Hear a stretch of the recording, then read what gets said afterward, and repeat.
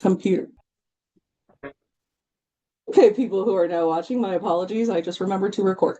So I am going over what we're going to talk about today. We're going to do a creative exercise. I just told everyone I kind of forgot that I put that in the description, but don't worry, my brain thinks fast. So we're going to do that. I'm going to go over the questions. Honestly, what are questions anyone should ask before you plan an event? And then we're going to have open discussion for group brainstorm. So if anybody, as you're thinking and now you're like, okay, maybe I kind of have something, at the end, let's all chat about it. If you want to like get some ideas, bounce something off, think like, hey, is this a good idea? Is this not a good idea? Get feedback from everyone. So here I am. My name is Jacqueline. Like I mentioned, I'm a community organizer with Mobilize Recovery.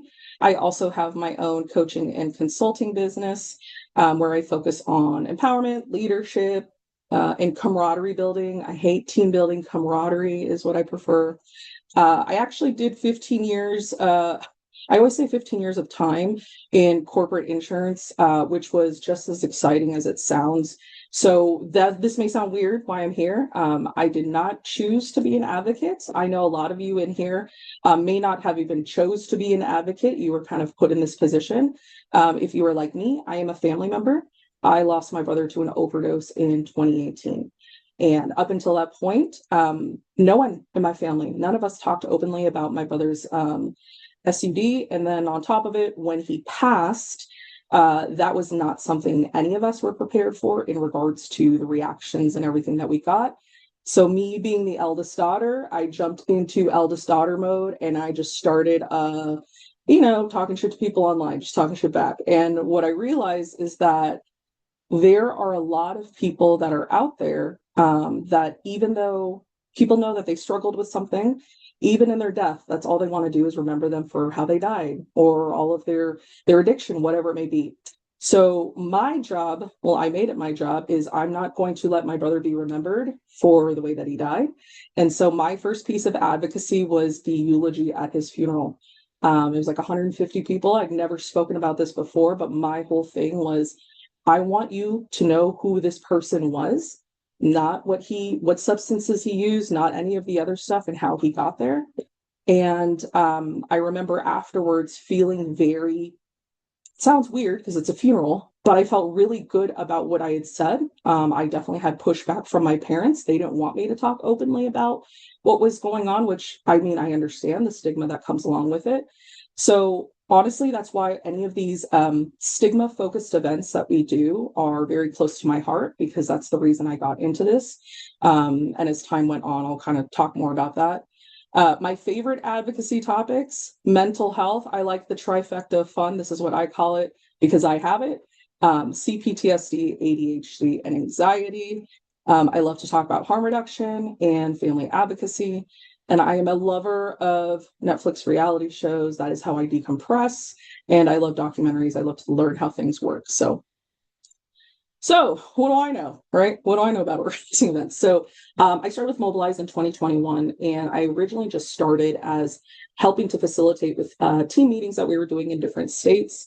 In the next year, I started our Family Advisory Committee, which was a group that was focused on family members and advocacy from a family member perspective. And when I started that group, the big thing to me that was very important was education. I think the number one thing we can do to combat stigma is education because we may have all the feelings in the world and that's great, but they aren't facts.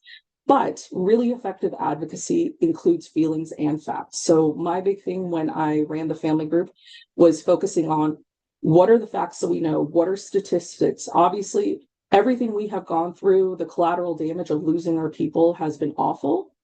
However, what are things that we can say? What are stats that we can bring up that will go ahead and give more emphasis as to why we want this change?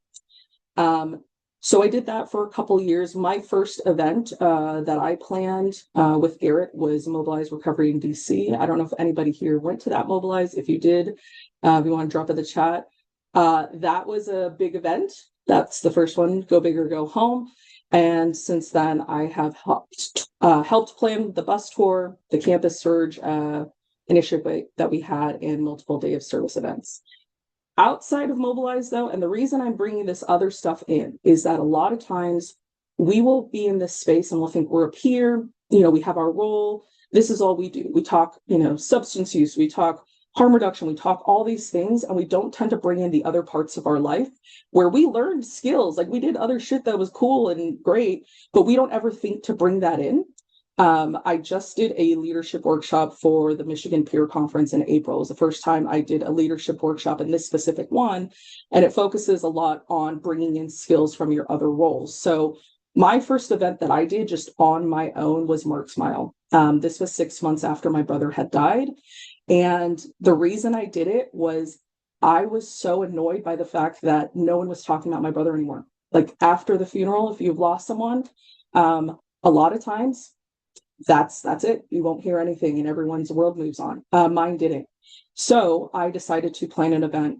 Did my brother ever run or walk or do any physical activity? No, but I didn't know what else to do, because when you think of activities, you think, oh, here's a memorial walk or here's a whatever walk. And I was like, fine, screw it, I'll do it. But I just wanted to do 1 mile. Like, I'm not ambitious. I'm not going to do a 5K here.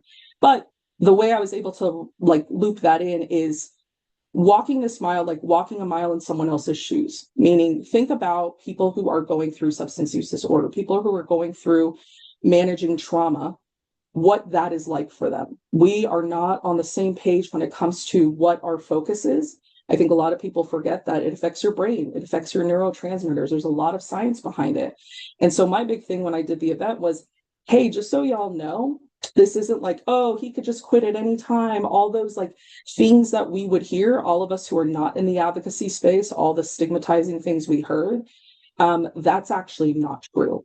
And then after that, I did multiple fundraising and supply drives for a local syringe service program. I used to do street outreach with a program called Shot in the Dark.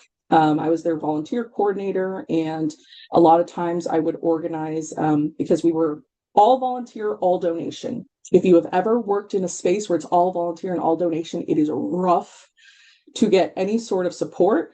So I would hold a lot of different supply drives, depending on like the weather. Like I had mentioned, we're in Arizona. There was a period of time where there was going to be a whole bunch of rain between Christmas and New Year's, and that is not common. So I knew that we meet our participants every Friday night. That was going to be twice that we would have contact with them. And I thought, what can we do? So I was like, emergency ponchos, blankets, what can we do? I just put it out there. I said, hey guys, I'm doing outreach this week. This is what's going on. This is the cost of it. If you can help, that would be amazing. And within 3 hours, I'd raised $1,000 because I had talked so much about this online, just the work that I do, that people knew like I'm legit. I'm not trying to scam people for money. And that's the other thing I do. Took pictures. I'm like, thank you. And so that is one thing where I got used to how can I put things together kind of quickly based on the environment. Any fun activity ever in any corporate job I ever had. Yes, I coordinated Office Olympics once all by myself. And I had my husband's on the call. He helped me hand paint medals because they did not come painted. They're all paper. So the night before we had to paint a bunch of medals. But I've done holiday parties, Halloween deck. The reason I bring up all this random shit and someone's like, why are you talking about this? Because these are skills that I developed outside of this role. Like, I know I can put something together because I've done it in the past. The random theme premiere and finale parties. Yeah, we would do like Game of Thrones theme parties, we do like Breaking Bad theme parties, all sorts of weird stuff. So it's like, I seem to forget, this sounds terrible, that I had a life before my brother died. I did other things before my brother died. And sometimes when we get into recovery, we don't necessarily refer back to that person, but that person could have also had jobs, skills that they developed. Maybe you used to be a waiter somewhere and you learned how to multitask, So I always want to bring this up because a lot of times we silo ourselves and we keep ourselves in these boxes and we don't think anything that we did before us actually matters, but it does matter because those were skills that we developed, that's experiences that we gathered. And so that affects us today. So I want to encourage everyone to not necessarily stay in our little recovery box where it's like, oh, I only know how to do this. I haven't done this before. If you've planned things before in the past for like your friends, you plan parties, like that's just your job in the friend group, you are absolutely qualified to put together an event. So I really want people to kind of see that not everything has to be like, oh, well, I've never done specifically a recovery event.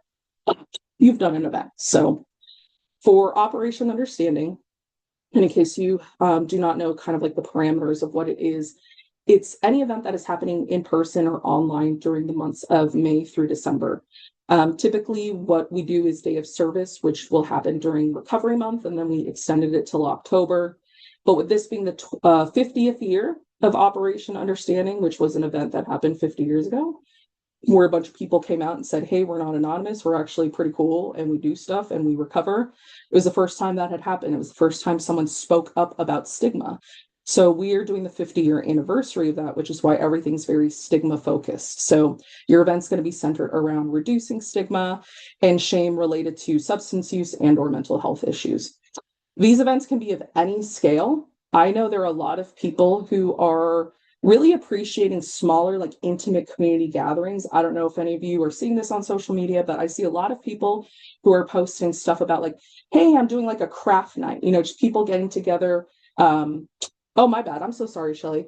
Oh, it's side by side still. Oh my God, so sorry. Hold on. Thank you for telling me that. How about that? Is that better for people? My bad. I did not realize it was still like that. All right. So thank you, Shelly, for dropping that. So centered around stigma and shame related to substance use, mental health. Like I said, the events could be of any sort of scale.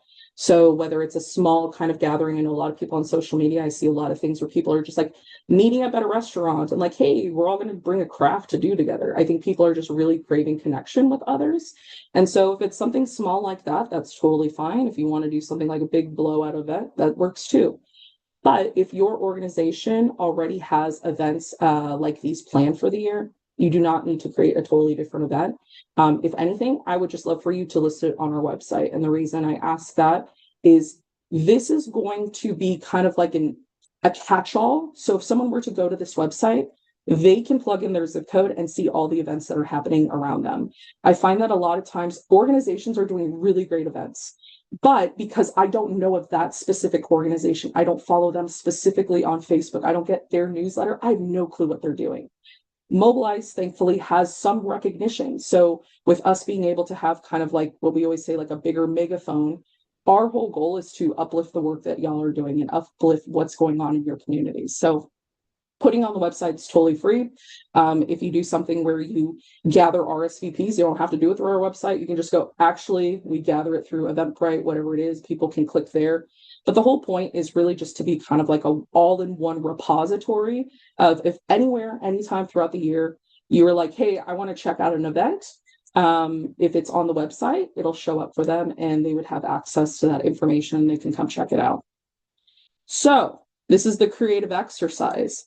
Now, one thing, there are two topics. There are a lot of people who are like, I really want to do a topic, say, around overdose awareness, or say I want to do a topic around the intersection of substance use and mental health, because those two are very intermingled and a lot of people do not talk about that. But this is where audience participation comes in. I know for overdose awareness, a lot of people will do overdose awareness day events.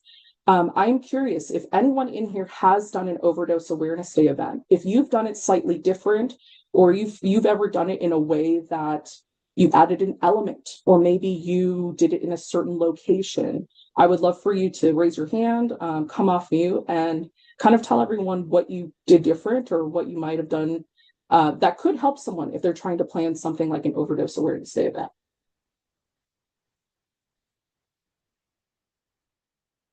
Oh, Michael? Yeah. So I'm new to all of this stuff. So I just Oh, started cool. working at Unity back in the end of March. But they were like, hey, you're in charge of this event, International Overdose Awareness Day, which is August 31st. I'm like, I've never done anything like this. I've only waited tables and bartended my entire life, but I'm in recovery myself. So Vincent and we're on the OFAC team. Okay. And so we've got this whole thing planned. It's called Ripples to Roots, and we're gonna do a Lotus release at the local park. It's got a really badass pond with a fountain and stuff in it. And it's crazy because this thing's 50 years old, and I turned 50 and 70 this year too. So I don't know, it's kind of weird, the whole universe thing. But yeah. So the mobilized awareness thing, I think we're gonna do a wall Yeah. that where people can come and sign, and then at nighttime we're gonna have it illuminated. So it's called Scars to Lights. So people that have the Oh, scars, yeah, wow. That's yes. so cool. I love that. Did I mention I don't know what I'm doing? I don't have a clue what I'm doing. I have no idea what I'm doing, but we're gonna do it. I love that. And Dominique just dropped a link to Save a Life Day in the chat. I want to give a very big shout out to Save a Life Day. We collaborate, Mobilize collaborates with SOAR West Virginia, who is in charge of the initiative for Save a Life Day. If you do not know what that is, this is an event that's already kind of created for you. You literally just have to go, yeah, I commit to doing this, and all the structure, all the things are already thought out for you, which is amazing. Dominique, do you want to come off mute and say a little bit about what Save a Life Day is since you dropped it in the chat? Absolutely. Can you guys hear me? Yes, we're good. Okay, I have my son's gaming headset on because I can't hear for some reason. So just this is ignore this. No, you're good. Save a Life Day is I've been participating every year as a host site, and we are in all of the 55 counties in West Virginia, and many states in the eastern on the East Coast. And I think that we are even like moving over to the West Coast now. We're hoping to have it across all states. That's the goal. Oh, actually, yeah, it says all 50 states now on the website. So Yeah. it's September 24th, 2026. So it's on the same day every year. And we set up in each county in West Virginia, and they give us Narcan based on the data that shows how many overdoses were reported in or around that county. So, bigger counties get lots more of Narcan, but we also usually get it from the behavioral health facilities. They like Westbrook is in our area, so they always give us a ton of Narcan too. So we have just a lot of Narcan. We give it out. The most beautiful thing that I saw happen at one of these events was law enforcement came to get it because, believe it or not, law enforcement doesn't get access to Narcan in the county that I was in. So they were coming and getting it, which was just like mind blown to me. And one of the officers that came, one of my people that was with me that was in recovery was like, the officer that sent her that was on a high speed chase with her. And so they like got to reconnect and she got to see Wow. her sober. It was like, I'm sorry, I know that's a little more than you wanted me to share, but No, no, no, no. I it appreciate that. it really brings like all different kinds of people together and definitely helps with stigma and harm reduction. And no, I'm glad you brought that up because the goal of these events too is to really kind of potentially talk to people that aren't maybe necessarily that you would consider your allies or maybe that aren't obvious allies. One thing I always say is like we can have a recovery event and I can invite all of you and you all believe in recovery and that's great. However, if I'm wanting to go after stigma and I want to expose new people to information, something I might do is I might partner with another organization. So, say, for example, that's kind of like in the same range. Maybe I might partner with an organization that focuses on Hep C testing. So, their population is primarily people who have Hep C. They're maybe not thinking like their focus isn't recovery, their focus isn't, language and all of the other things. However, there is kind of a common bond. There's as I call it, the Venn diagram. There's that piece in the middle that connects them. So if you are planning an event, I know there's obviously invite your normal people that you invite, but definitely invite other potential groups, other potential people that could be potential allies. There could be people that you could collaborate with in the future because in reality, everything's all connected. So if I'm doing harm reduction outreach, and then there's someone else who does like food insecurity. Obviously, we could team up together and like make magic.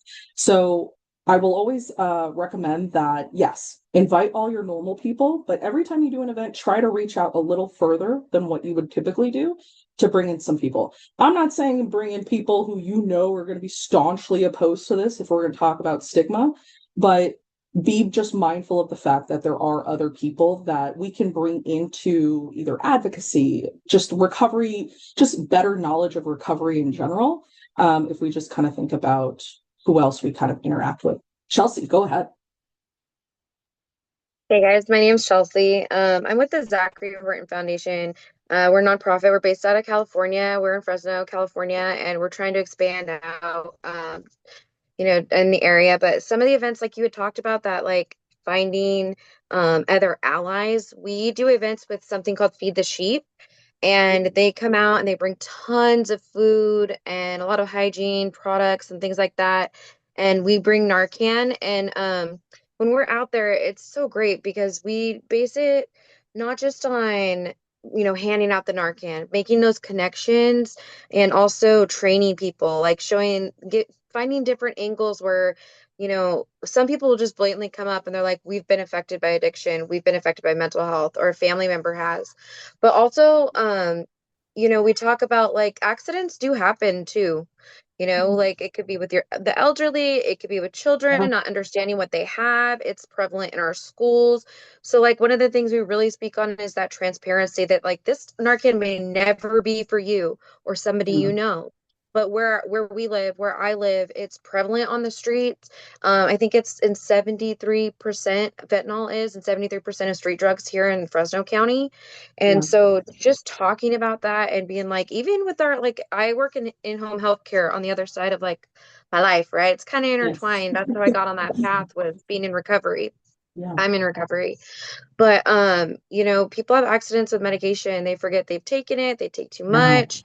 It happens, right? And so we've partnered with different people in different places. We like that transparency. We go to a lot of the college campuses. The college Yeah. campus events are great. Yeah. Another one I thought of while you were talking was we do employee health fairs. Yeah. Specifically, we go to casinos. Like Yes. Mm-hmm. I just went to an event a month ago, and it was a health fair at a casino, and the employees loved it. They like were coming up and talking about it. It gave them a space to talk about, like not even just with like just all substances, with alcohol, whatever it was, and one of the things that we do too is we pair with our not just county services, like we have people that we can send people to if they're ready for recovery in that aspect. We give out scholarships um for sober living. That's a really big thing that we That's do. And then awesome. yeah, and then I'm in charge of doing our harm reduction kits, where we pair with different communities and we go out and we hand out Narcan with paired with some hygiene stuff. But Mm. it's something that we've gotten the recoveries involved in, like teaching people, bringing people up in service. Like it's been a really big part of my recovery, has been turning around and give what's been given to me. And Yeah. so we give people really early in recovery and opportunities. So even pairing with recoveries and people in even early in recovery, like this is what it feels like when you're Yes. sober, and it gives you something to do. It gives you a purpose. You feel good, Yeah. but you're also making an impact in your own community. I've really enjoyed that. That's something that I've been working on to partner with more recoveries, because we're trying to spread from Fresno out into the other areas. We're in Central California. So that I was gonna say that Save a Life Day. That sounds really cool. Yeah. So Yeah. I'll I be was checking gonna that out as say, well. definitely check that out. And I Hmm. love all the work that you're doing, and especially just the idea of employee fairs, like all these kind of like ancillary side things. Again, like when we did the campus tour last year, I did not realize like how robust collegiate recovery was. I did not realize Yeah. like how, again, compared to when I was in college, that was not like that. So it's like it's very I love that you make a strategy to try and be in different places, because I Mhm. think a lot of times um if ego gets caught up in things, then people are like, oh, it's a competition. I'm like, no, this is Yeah. This collaboration. is Like the best. collaboration. Yeah. One thing we've done in the college aspect too is we have Cal State University Fresno. It's Fresno State. No. And so to get other types of students involved, we've allotted hours for to be able to get volunteer hours or Yeah. things like that. And we've had people from healthcare come. We've actually had students from marketing. They've been helping us early stuff with our websites. So just finding these Oh, other cool. ways to pair with people that Yeah. aren't necessarily directly impacted by, Yeah. substance abuse disorder. These are kids in college. Some of them, I mean, it's everywhere, but some of them haven't had that experience or have family members with that experience. And so it gets their feet wet in something different for them too. So Yeah. it's like you said, it's really about breaking the stigma, definitely. And, I like tagging on that other part that like with the mental health, Yeah. because, I feel like people are, they're hit or miss with wanting to talk about substance abuse, but when you really get down to it, a lot of people just want a moment to talk about their mental health in a place where they're not going to get crapped on, right? Exactly. So, Absolutely. yeah, And I thank that's you. such that's a really great call out in the sense that mental health, sometimes people like think of them as like separate things and like they're not. I think yes, we can stop using substances, but there was something inside us that we are trying to manage, cope with, whatever it might be. And so that maybe that's why someone will go to substances as their comfort or as their coping mechanism. One thing I want to go back to about overdose awareness too is one thing that we did last year. I helped host an overdose awareness day event. And what I actually had the idea to do, and I'm just prefacing this, that it's a lot emotionally, if you are someone who has lost someone to an overdose, is for people who are attending, I put out a link on the invite and I said, if you've lost someone, you can upload your photo to this Google form.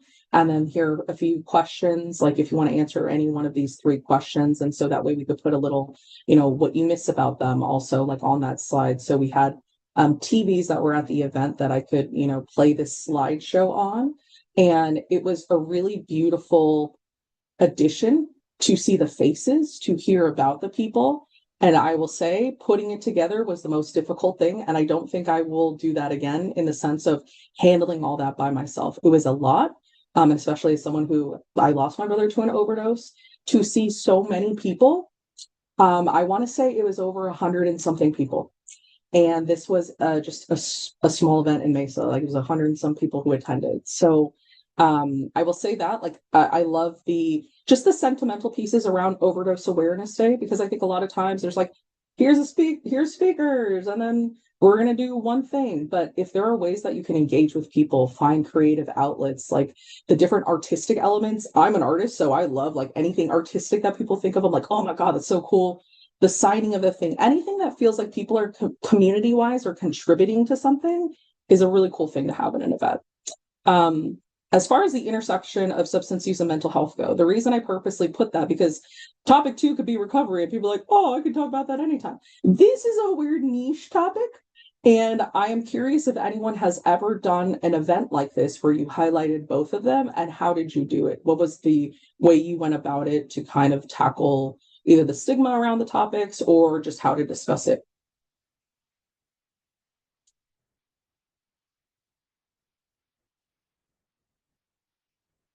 Christina.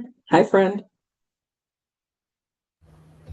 Hello, hello. Okay, so I ended up doing an event 2 years ago that covered, kind of the substance use and the mental health. But more of what I made the event towards is the access to what is local to you, like Mm, like to the area. So at the present time, like right now, I'm in Daytona Beach, Florida. So our accessibility is the beach. yeah. We have the houseless population. We have people that are early stage, all stages of recovery, and what I'm more focused on is the wellness that can come from our local space, utilizing what is free for our wellness. And then Mhm. doing that, I because a lot of like what it is people in all areas are struggling with life and have a lot of barriers. And with those barriers becomes the negative effects of mental health and substance use.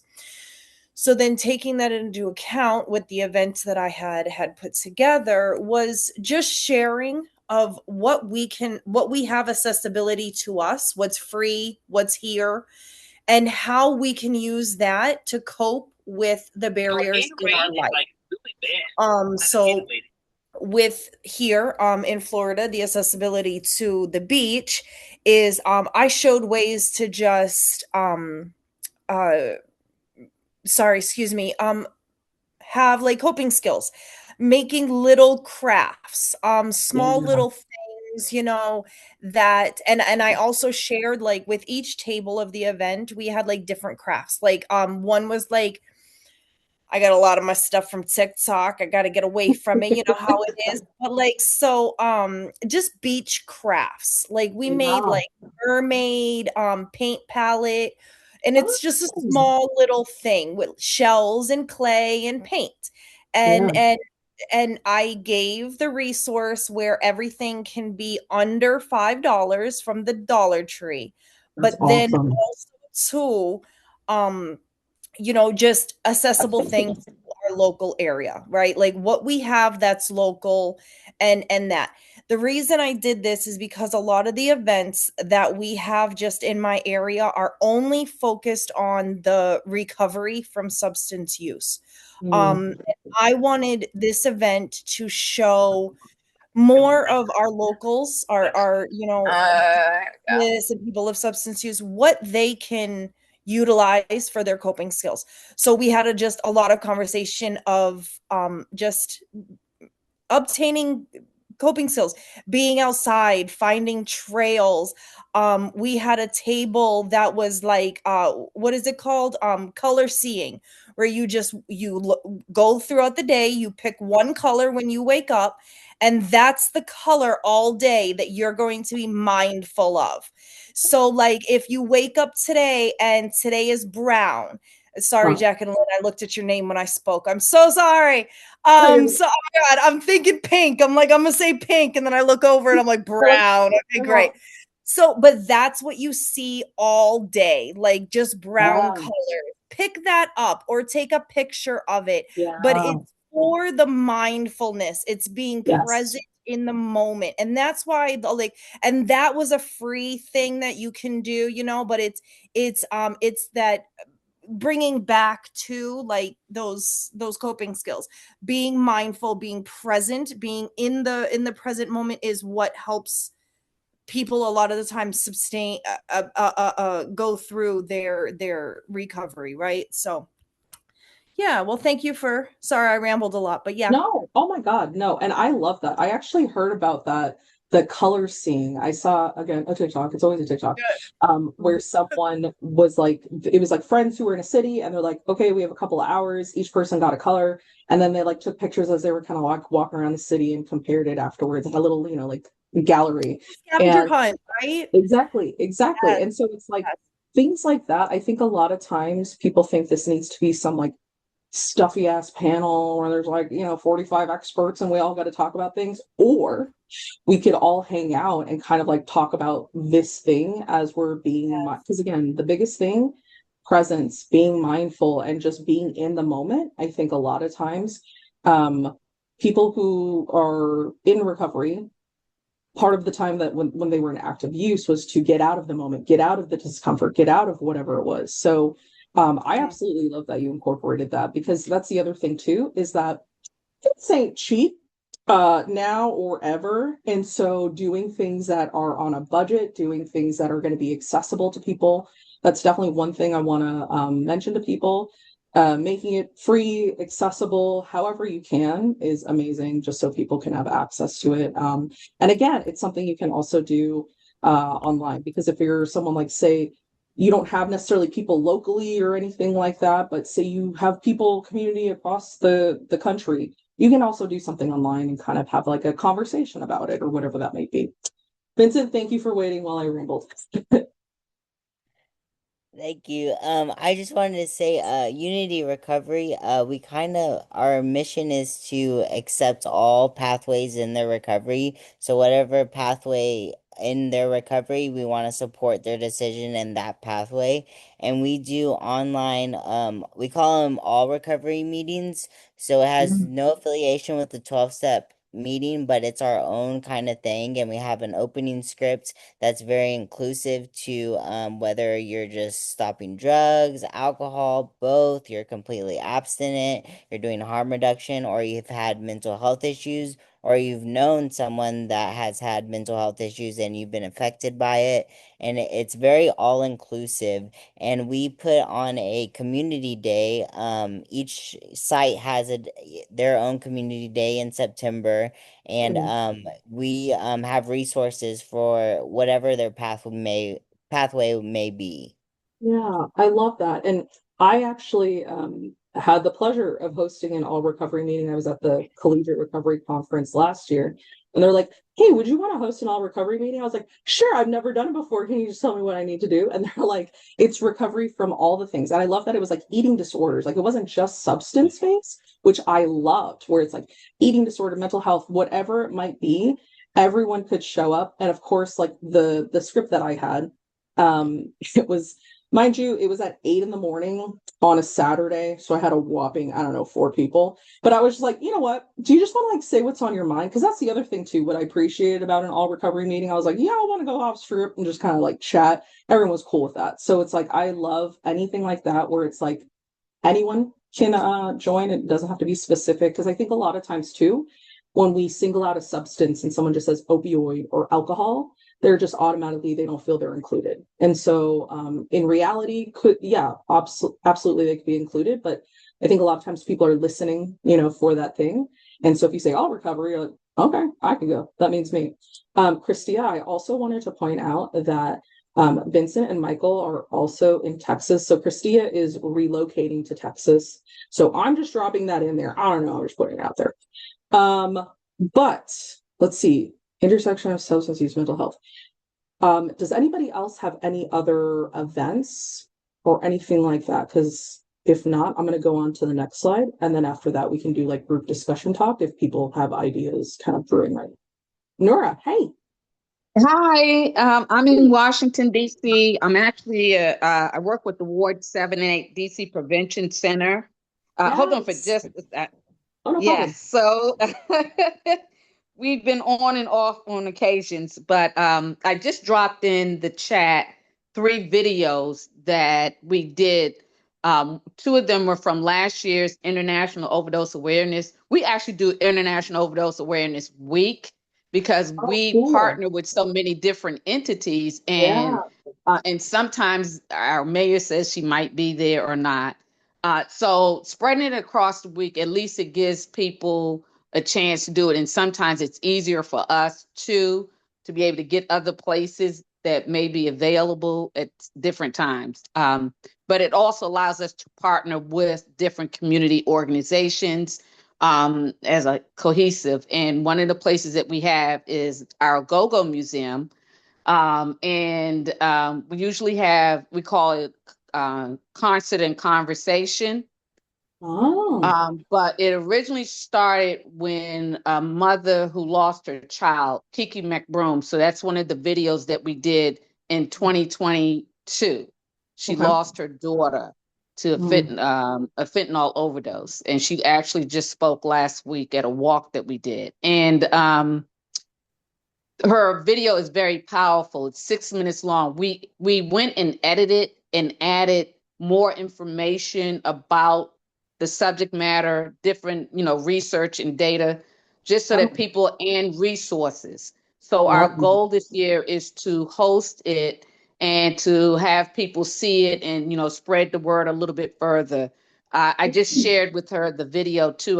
When I spoke to her this weekend, so she's seeing it too as well. So you guys are just seeing it for the first time. Like a lot of people, this is like we haven't really shared it out big time yet. So, but I do, it's very important that I love the idea of having different entities. We've had it at churches. We've had mental health supports. We make sure, because we're funded through our Department of Behavioral Health, that we always have individuals and entities that are from that, not just in the recovery and treatment, but the full continuum of care for everybody, and even our human services organizations as well. So we allow so many to be a part and for us to participate in theirs as well. So we don't have to wait until the day of the 31st. We can do things throughout the week. And it's actually been very successful. And so these videos are part of that. And you can see one is a Narcan demonstration.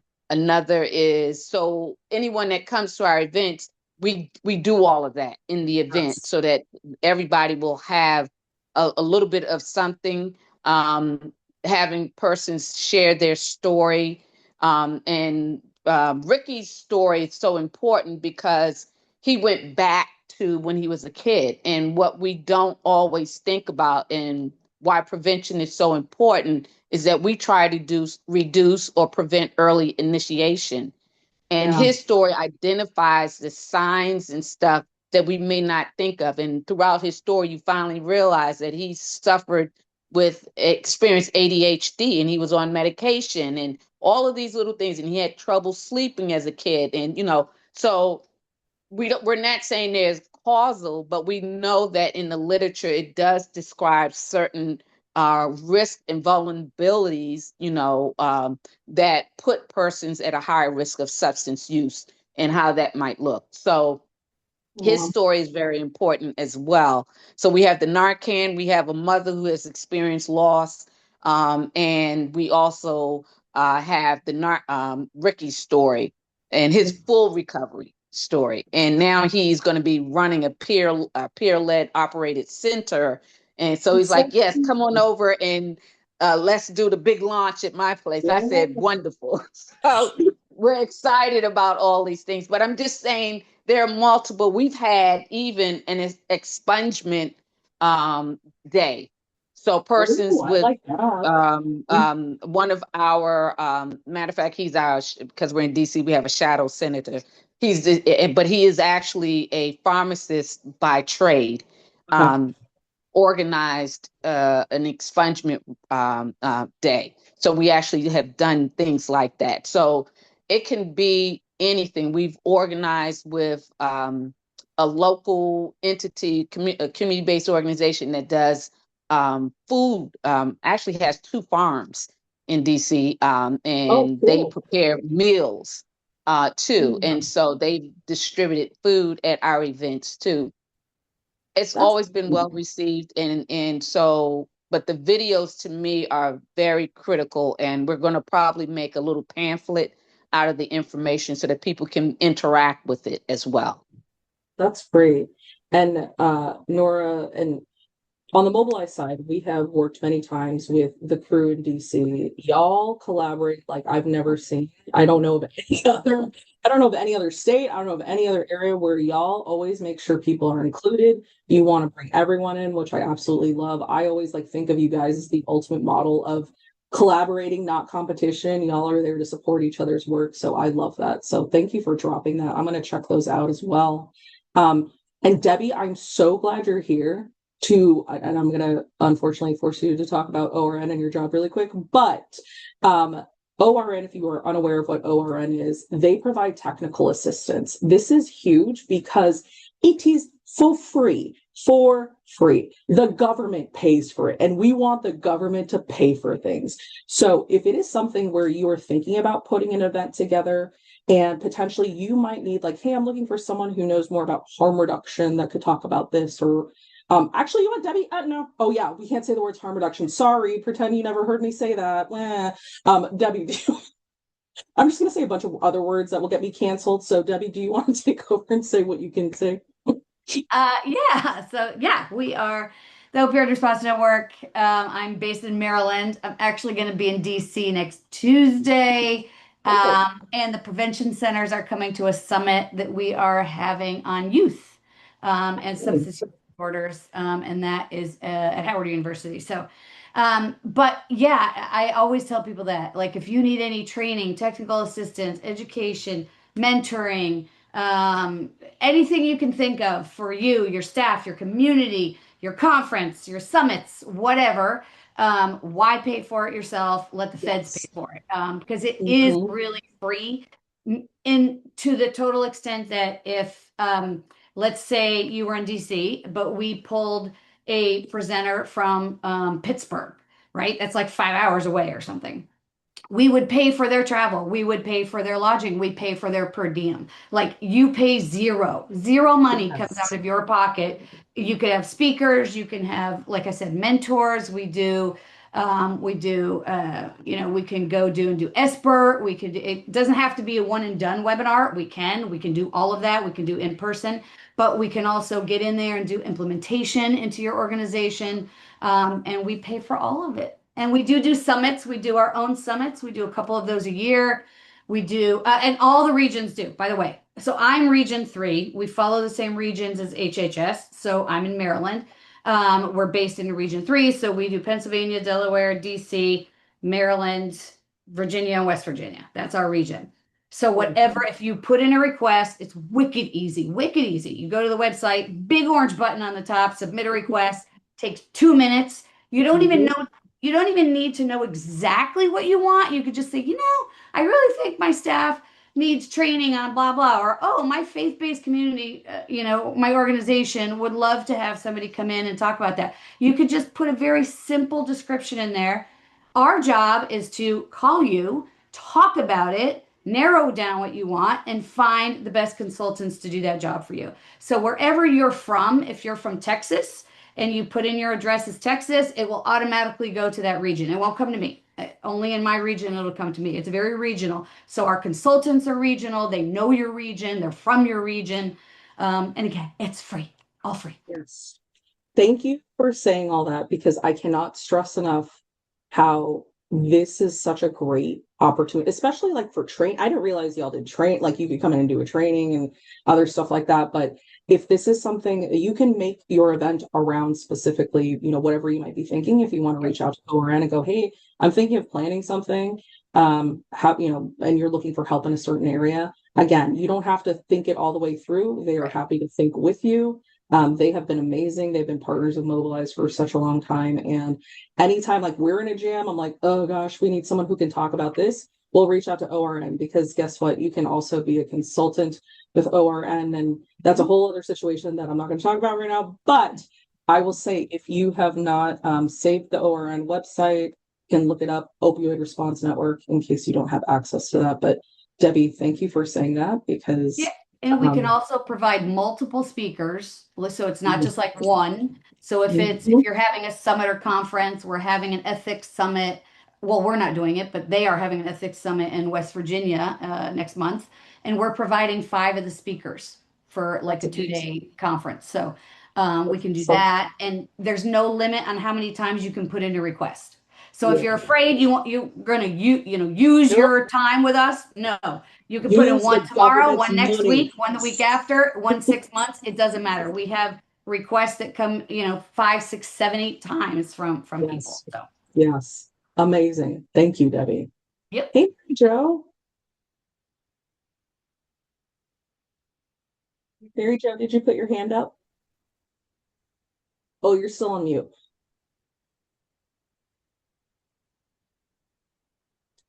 Hold on a second. There we go.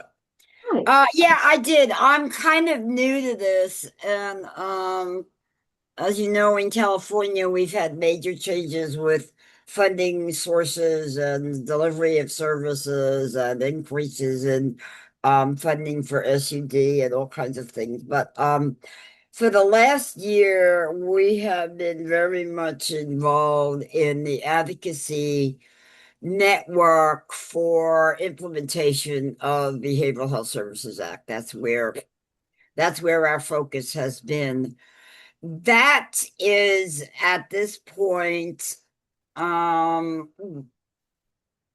don't know where we can go with that at this point, and we're kind of looking. What we've done is we created a group called San Diego Peers. Okay. And we're kind of struggling with, okay, where do we go next? We're doing something fun that we're just starting to promote, and it's called Peers in the Park. Oh, fun. So what we're trying to do is get groups together, because isolation, you're sick of visual. Let's do something in the park. The other thing that we have is every year in October, we have international, I can't remember what it's called, but Jocelyn, I know we were talking about it last year and I was involved in some of the plannings for that. But in October, we have what's kind of a client recognition luncheon, and it goes around that International Day. What's it called? International Day of Recovery Day? International Day of International Day Recovery. of Recovery. Yeah. Okay. Mhm. Yep. And last year we were trying to figure out how to do that. I know that we will have a table. We're trying to get on the planning committee for that event. So that's kind of where I'm here, why I'm here. I'm kind of looking at, okay, what can we best incorporate Yeah. into that luncheon in October, and maybe beginning to do some brainstorming about some kinds of things that we can do with Piers in the Park, because I don't feel like at this point advocacy is going to be the hook to Mhm. get people to the park. Mhm. So I'm trying to kind of come up with what's the hook to get them in there to start talking about, hey, what the hell's going on that you're not happy with, and what can we do it? Because I believe in living in the solution, not the problem. And that's Yeah. kind of where my headset is in terms of the advocacy work that I do. I've been doing it for over 30 years. I love that. And I love that. I have a training put together, which is about 6 or 7 parts, starting with the history of the movement in California, the history in San Diego, looking at Cal Voices and CAREFRO and that kind of stuff, and then actually going into a legislative advocacy training with homework, with assignments. Who's your senator? Who's your representative? Love that. Let's talk. Let's get there. Anyway, I don't want to take up a lot more time, but that's kind of like why I'm here. And I really want to network with you and kind of try to pull our group in, because we're in this point of, okay, where do we go next? Yeah. Well, Um, in the chat, Mary Jo, Chelsea, who spoke earlier, I don't know if you were on earlier, but she is in California too. And she asked if you could drop your information, your email, because she's in California as well. So it's something you could potentially speak with her, and, maybe there's ideas there on how to collaborate. But okay, I also, will put it in, because yeah, that's what I'm looking for, is collaborations at this point. yeah. And also, I will, We've got a lot of stuff, connections locally, and I've also got connections statewide because I've been at it for so long. good. That's So I'm awesome. kind of like trying to leave my legacy. I need to teach all of you Yeah, guys what I've been doing for 30 years. I So agree. You you got to can pass the knowledge continue. on. So you can continue it. I am no Yeah, youngster. yeah. If you And want to drop your, that's the legacy I want to leave, is I want to teach all these people how to do what I've been doing for 30 years. Okay, yes, so I'm going to put my information in the chat. yeah. And I have And an then, acronym that I use. It's called WASTE. Why am I still talking? So I'll shut up. well, I will also say in the chat, there is the link for the Opioid Response Network as well. So if regarding your luncheon, maybe if you were thinking about potentially having a speaker or having a panel of speakers or something like that to kind of be a little bit inspiration, whatever it might be, they can help you for free. And I will stress that. So Okay, so I I just will look at that, and I'll put my information in the chat. perfect. Anybody else that wants to connect with me, feel free to do so. Awesome. Thank you, Mary Jo. You're I welcome. am realizing we have 2 minutes left, but don't worry, I can manage this. So we talked about these, which I love everybody's different ideas and the way that y'all already are doing things. It's just a matter of Again, if you do have events planned, I would love for you to put them on our site. I will have that at the end in like 2 slides. Give me a moment. But what are the 5 questions I should ask before planning an event? I know this sounds really simple. Who, what, when, where, why. I think a lot of people get caught up in things and they don't think about the basics first. So briefly to go over this, the who. Do you want to organize this with a friend? Do you want to organize this with your organization? Do you want to do it on your own? Do you want to partner with other organizations? I will always emphasize a collaboration or a partnership, because why not spread the wealth when it comes to responsibilities and all the things, but also who is your target audience and who can you bring in? So like I had mentioned, if we're looking to break down stigma, invite people who are maybe adjacent to the communities you already serve and see if they want to come in and learn a little bit more. What type of event do you want to do?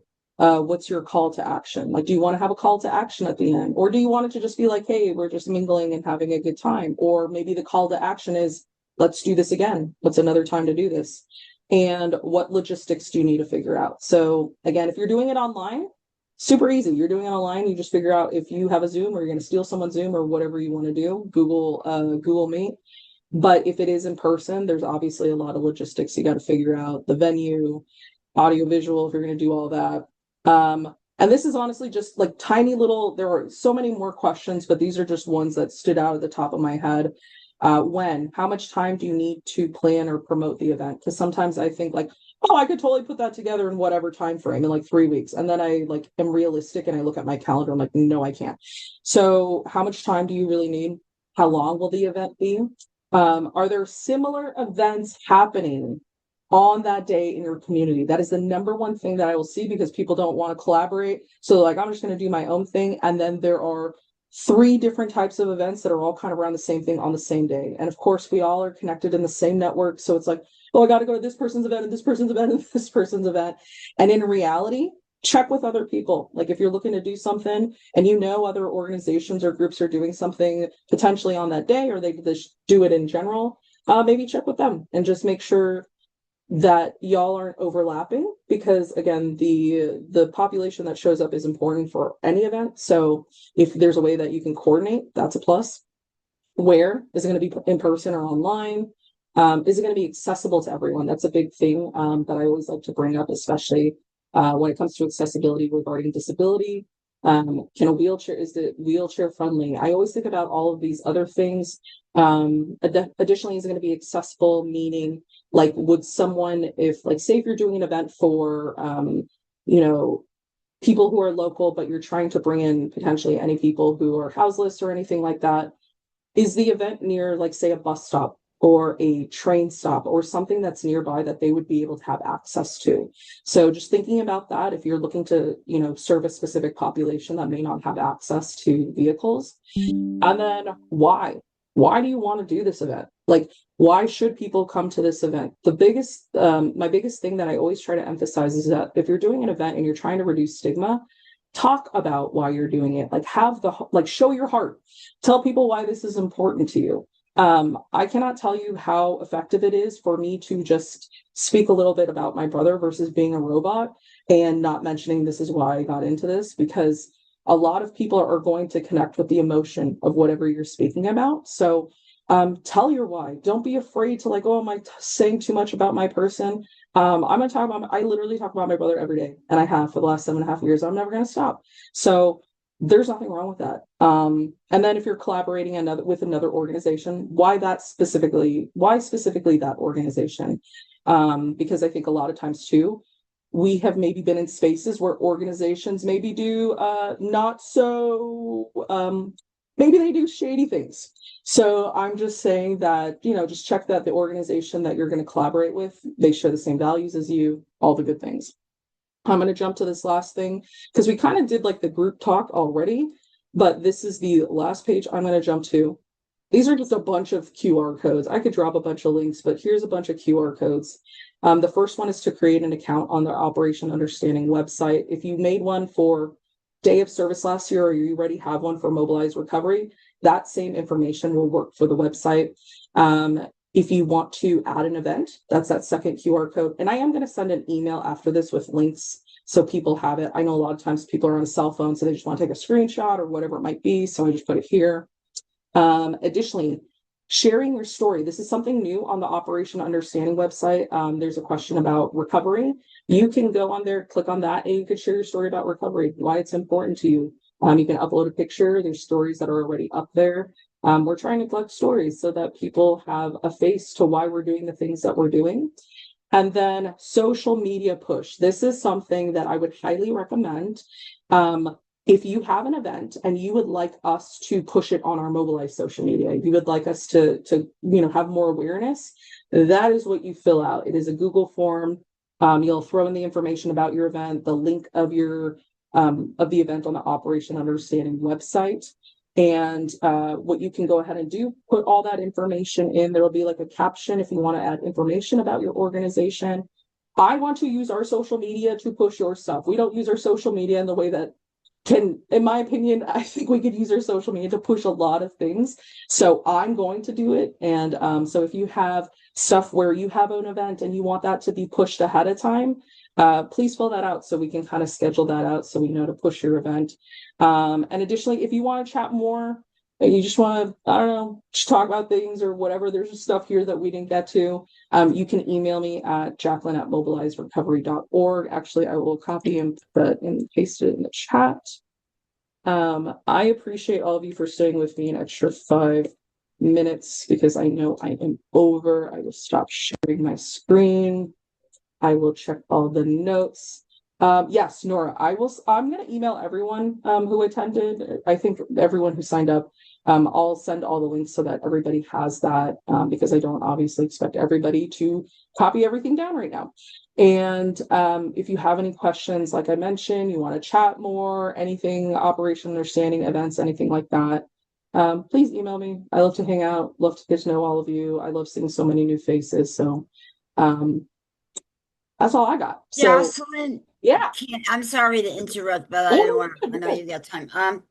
Can you, when you send out those links, give us a summary of what they do? So Absolutely. my brain goes, okay, I heard this and they do this. So if you could give us a kind of, okay, this is what they do. Yep, I got you. I will do that because my brain, I am ADHD and I'll go, yeah, and then I'll go and leave here in 10 minutes. I'll go, I have no idea what you're talking about. So that is why I wait until tomorrow. Exactly. Everyone, y'all get it. Who are we trying to kid? So I will go ahead and I will send that tomorrow when we all have fresh brains. And so and I will highlight what all the links do. Vincent, go ahead. Oh, I had a question that maybe other people were wondering about. Yeah. Where'd you get your t-shirt? I got this from Nate. Hold on, let me see if I can pull up his site. Narcan Nate is a dude who slings Narcan. He used to live in San Diego. I think he's back in Tennessee now. Is he on the website? Hold on. He was selling it for a while, and I don't know.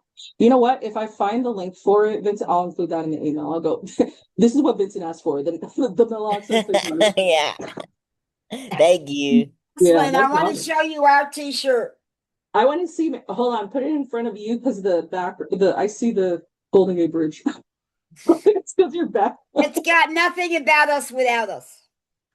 I love that. Nothing about us, all us. And then on the back, if not us, who? If not what? Now, when? I love Those are that. our t-shirts. I love that. Oh, I guess I need to stop recording. Jesus, my bad. Oh God. Anyway, sorry, stop recording. I love you guys. Bye.